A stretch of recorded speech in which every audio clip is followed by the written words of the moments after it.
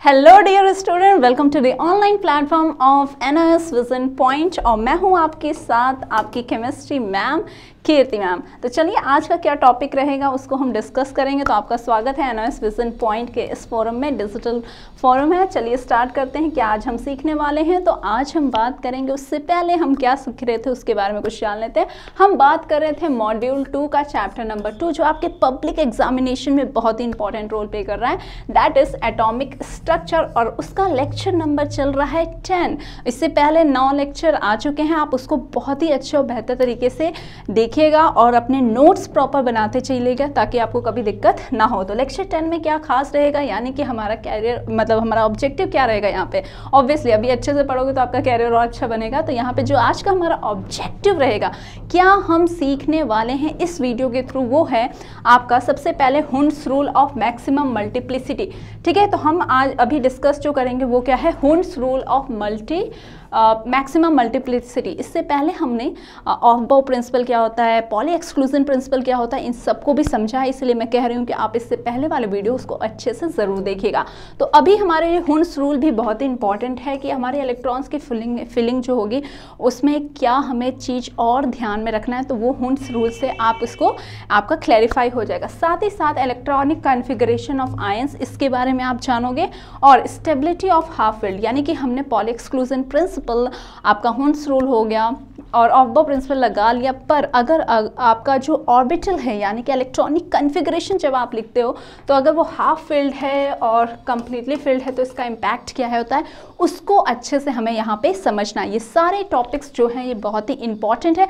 Direct question भी आपको मिल सकता है कि प्रिंसिपल का एक्सप्लेनेशन बताओ, और साथ ही साथ आपके पास और भी जो आप चैप्टर पढ़ोगे तो कहीं ना कहीं ये आ जाता है कि आपको इलेक्ट्रॉनिक कॉन्फ़िगरेशन की बात की जाती है, तो आपको इलेक्ट्रॉनिक कॉन्फ़िगरेशन लिखना आना चाहिए according to the rule and regulation. तो चलिए उसको सीखेंगे।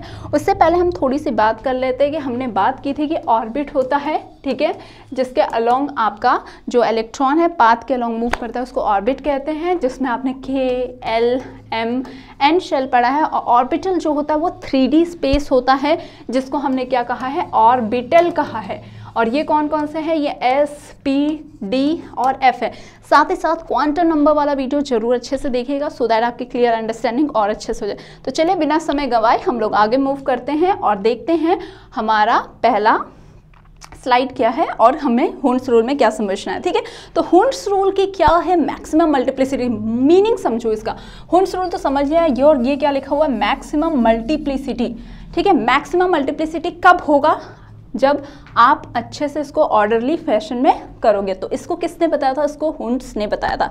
क्या कहा था, पॉइंट टू बी नोटेड। अपने कॉपी पेन निकाल लिया होगा और इसको जरूर अच्छे से नोट कर लीजिएगा, शॉर्ट नोट बना लीजिएगा, सो दैट एक बार आपने देखा आपको कहानी सारी समझ में आ जाएगी और आप अपने से लिख सकते हो। ठीक है, तो क्या था, this rule describes the order in which electrons are filled. तो यानी कि इलेक्ट्रॉन्स जो आपके पास हैं उनको कैसे फिल करोगे ऑर्बिटल्स में, ये बात किसने बताए थे, हुंड्स रूल बताए थे।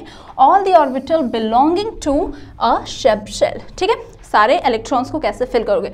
दूसरी बात जो हमें ध्यान रखना क्या है, it state that every orbital in a given sub shell is singly occupied by electron, very important, by electron before a second electron fills in the orbital. कहने का मतलब क्या है कि हमारे पास जो ऑर्बिटल है उसमें सबसे पहला प्रेफरेंस क्या होगा कि वो पहले सिंगली फिल्ड होगा, फिर उसके बाद उसमें डबल होगा। ठीक है, तो ये आप ऐसा समझ सकते हो कि फॉर एग्जांपल अगर आपके पास ये S ऑर्बिटल है तो इसके पास तो एक ही कमरा है। तो हमने बताया था आपको कि S ऑर्बिटल में क्या होता है, एक ही रूम है, यानी मैक्सिमम कितने इलेक्ट्रॉन आ सकते हैं, 2 आएगा। तो सबसे पहले अगर कोई इलेक्ट्रॉन आ रहा है तो उसकी पॉसिबिलिटी क्या है, सबसे पहले ये यहाँ पे एक में भरे, फिर बाद में क्या होगा, फिर दूसरा आएगा। ऐसे ही अगर हम P की बात करेंगे तो P में आपके पास क्या है, 3 कमरे हैं।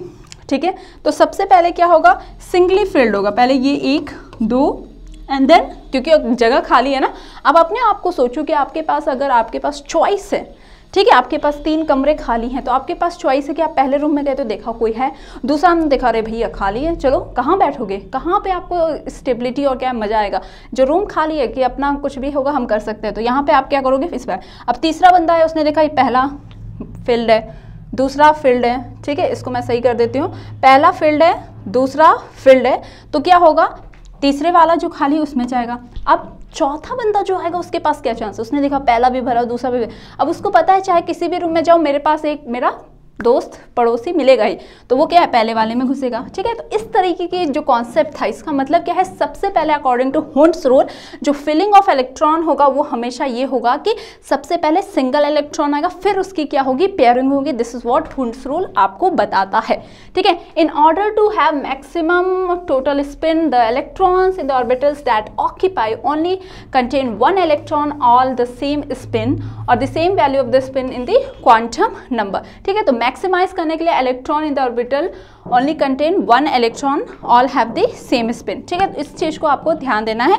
और दूसरी बात हमने क्वांटम नंबर्स में ये जाना था कि पॉली एक्सक्लूजन प्रिंसिपल ये कहता है कि अगर आपके पास दो इलेक्ट्रॉन हैं तो उनका कभी भी चारों के चारों जो आपके क्वांटम नंबर है वो सेम नहीं हो सकते, कुछ ना कुछ वहाँ पे क्या होगा डिफरेंस होगा। तो यहाँ पे अगर आप देखोगे एस में तो इसका क्या है क्वांटम नंबर सारा सेम है, बस स्पिन क्वांटम नंबर क्या है अलग है, एक का प्लस हाफ होगा दूसरा का माइनस हाफ होगा।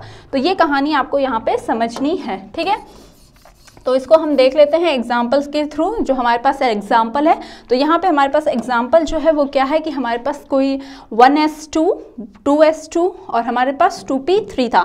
तो इसको फिल करने का तरीका क्या हो सकता है, मैंने क्या कहा हमारे पास 1s2 है 2s2 है और 2p3 है। ठीक है, तो पॉसिबिलिटी ऑफ फिलिंग कैसे फिल करोगे, तो आपके पास एक ऑप्शन तो ये है कि एक इलेक्ट्रॉन यहाँ दो, फिर यहाँ पे 3 4 क्योंकि दो दो इलेक्ट्रॉन है। और P वाले में इन दोनों में तो कोई फर्क नहीं पड़ेगा, 1s और 2s में तो कोई फर्क नहीं पड़ेगा, बट 2p में क्या हो जाएगा। 2p में आपके पास एक ऑप्शन तो ये है कि पहले एक एक सिंगल इलेक्ट्रॉन भर दिया। ठीक है, नेक्स्ट जो नीचे वाला आपके पास एक और पॉसिबिलिटी क्या है कि एक में आप कर दो कि नहीं दो इलेक्ट्रॉन हम इधर भर देते हैं और एक ऊपर।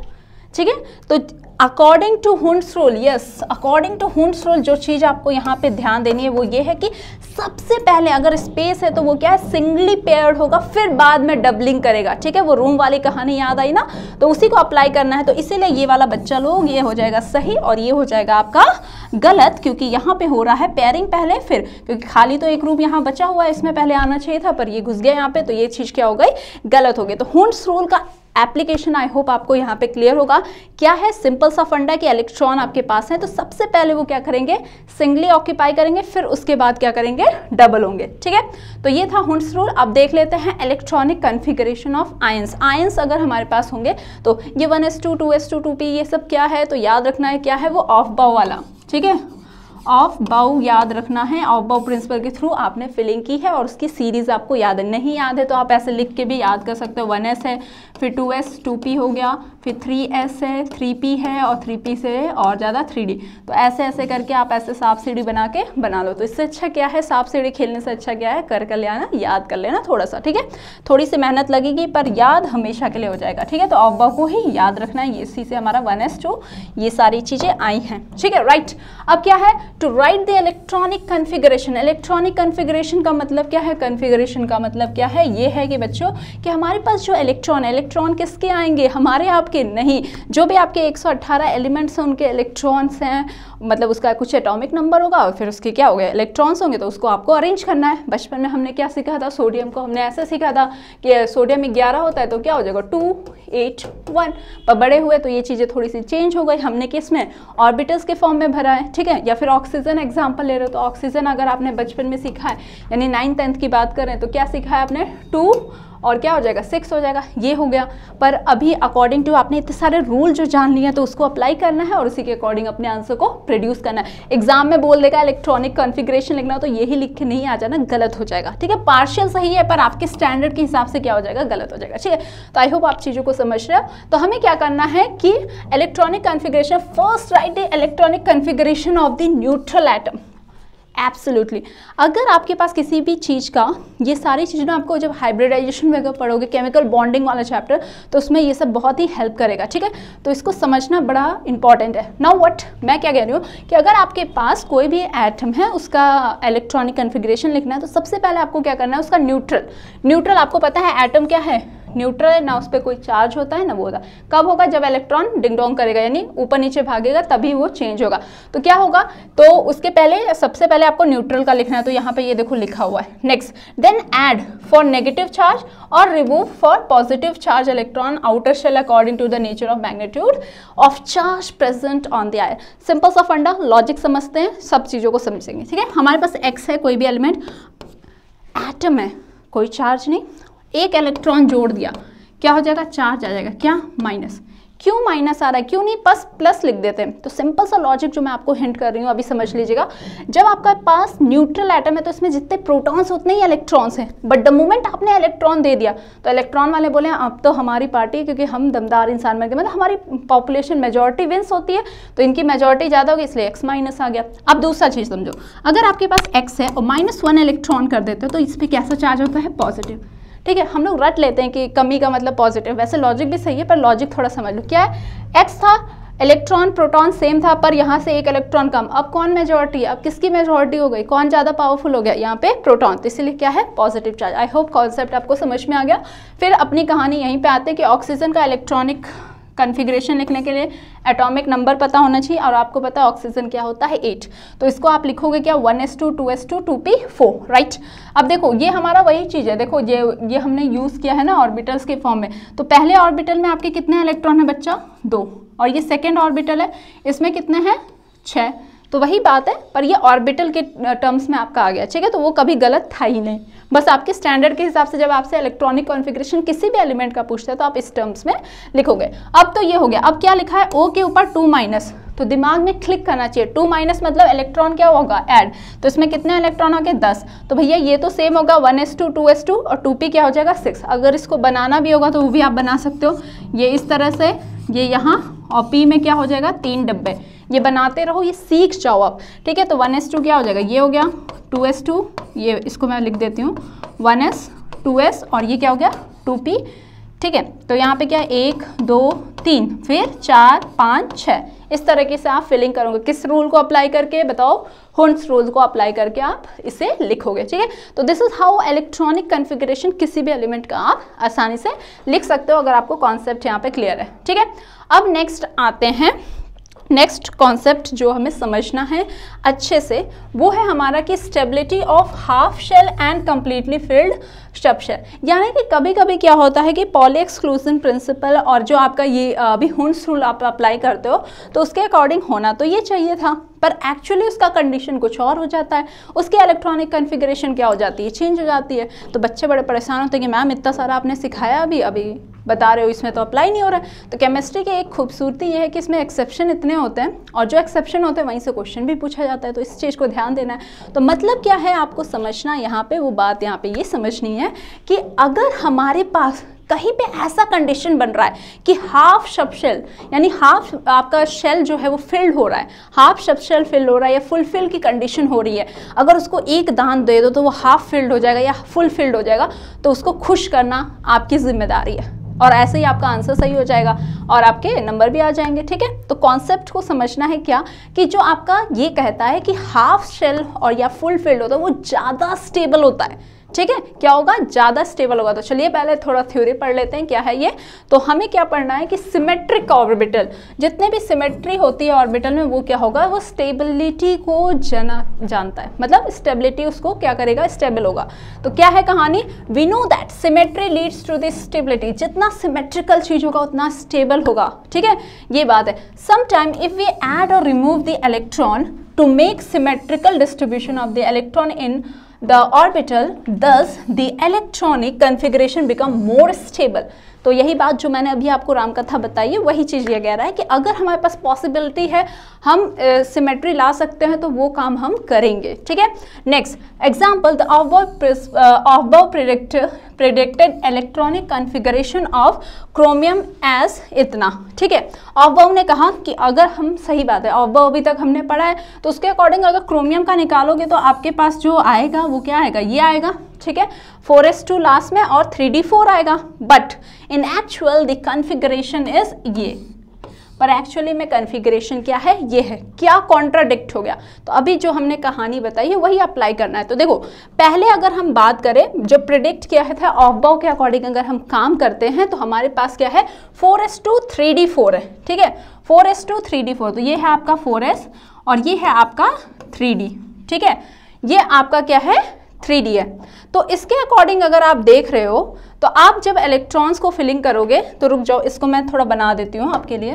तो इसको थोड़ा सा बना लेते हैं, जस्ट वेट अ मिनट, ठीक है। हाँ, ये है हमारे पास क्या है, हमारे पास एक ऑर्बिटल है 4s2 और दूसरा है हमारे पास 3D4, ठीक है, 3D4 की चांस है। तो यहाँ पे क्या है, 4s आ गया और ये आ गया आपका 3D, ठीक है। एनर्जी लेवल में अगर आप देखोगे तो 4s पहले आता है, यानी 4s की फिलिंग पहले होगी, फिर 3D में जाओगे।